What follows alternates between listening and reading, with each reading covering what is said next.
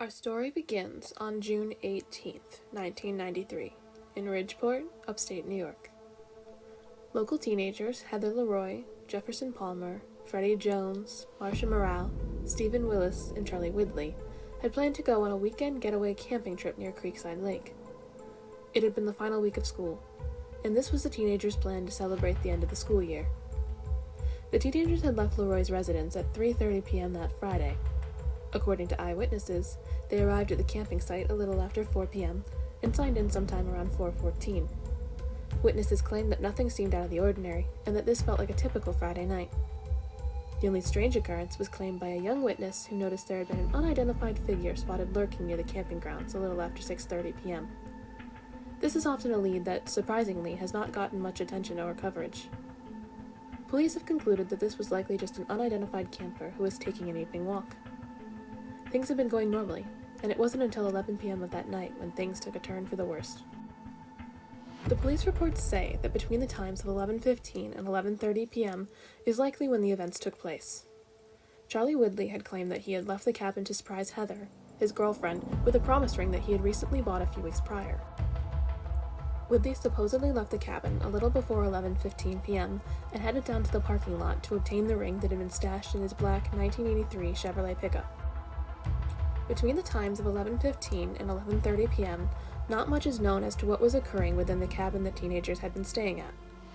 The next-door neighbors had left for an event, and other residents who were nearby claimed that they didn't hear anything that stood out to them as strange. At around 11:45 p.m., Charlie finally made his way back to the cabin. He had been late because he quickly ran by the local convenience store to pick up some matches that the group had forgot.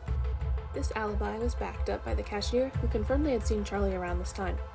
Additional evidence in the form of security footage has also backed up the alibi. Upon entering the cabin, Widley discovered the bodies of Leroy, Palmer, Jones, Willis, and Morale. The teenagers were dead at the scene.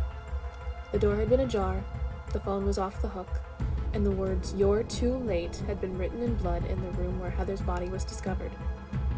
She had been stabbed multiple times in the bed, the last place that Charlie had been with her prior to leaving to obtain the promise ring.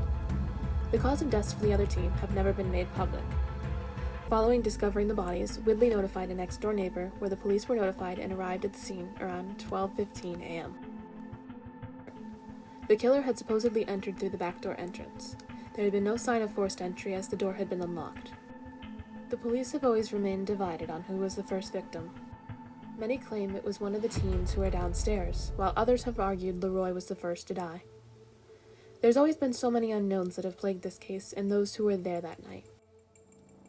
Charlie Widley is the sole survivor of the murders, and despite all of the information that proved his innocence, the people of Ridgeport have always questioned it. After all, isn't it a coincidence that the murders happened to take place right when he left to get the ring in the parking lot? Or how is he lucky enough to get an alibi?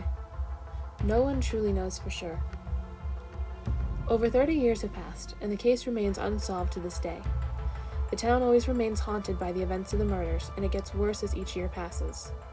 No DNA was found at the crime scene, suggesting that the killer had to have been wearing gloves. There were no other witnesses when the crime took place, which has led to many dead ends. As a result, the case has gone cold. No answers, no closure, and no justice. Is the killer still out there? Are they even alive? For now, we're just left with more questions and a bunch of unknowns. But maybe, just maybe, one day we'll find out the truth. As they say, your sin will always find you out.